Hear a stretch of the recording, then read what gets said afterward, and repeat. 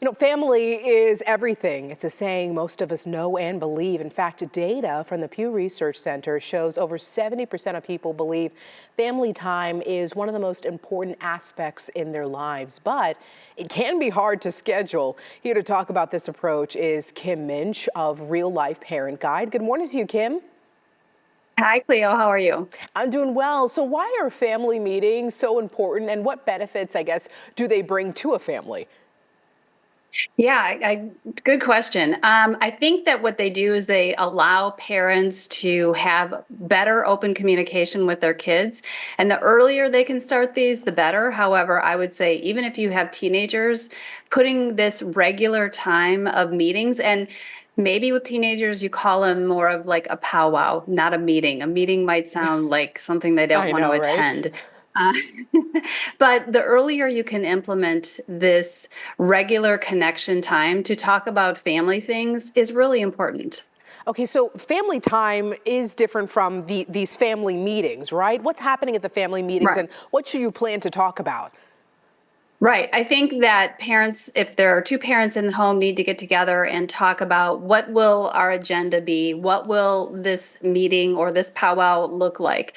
We want to talk about maybe things that have gone on in the last week that have caused disruption, or the morning routine is not right, and we need to talk through that. It might be a squabble between two siblings. It might be what's coming up next week, or maybe there is a family, uh, some kind of a family challenge that everyone can put some input in. The point of doing the family meetings is really to have some specific connection time that you can address issues that are going on at home. Maybe look at the past week, look at the week ahead, and say, how can we make this better? How can we make this more organized? What have we done well as a family? And you can do these over, maybe it's once a week, maybe it's once a month. You know your family best, right? And this really will require mom and dad to put some concerted effort into being a little organized with it. Because if you're not organized, the kids aren't going to take it very seriously. But I think as someone who has older kids now, looking back, it's something that I wish we would have done. More often? And I really do think, yeah, I mean, I think that they can start as early as, age 4 or 5 for sure. I think it's a great idea. What are some of the challenges, I guess, that families can face during these meetings?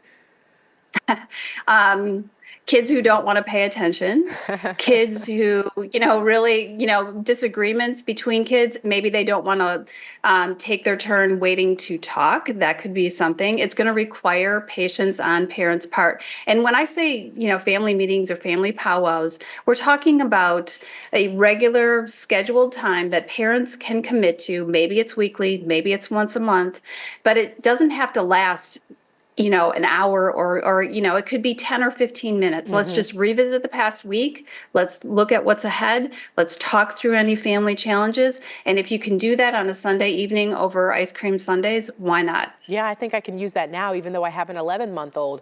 We can definitely use the family meetings. Good.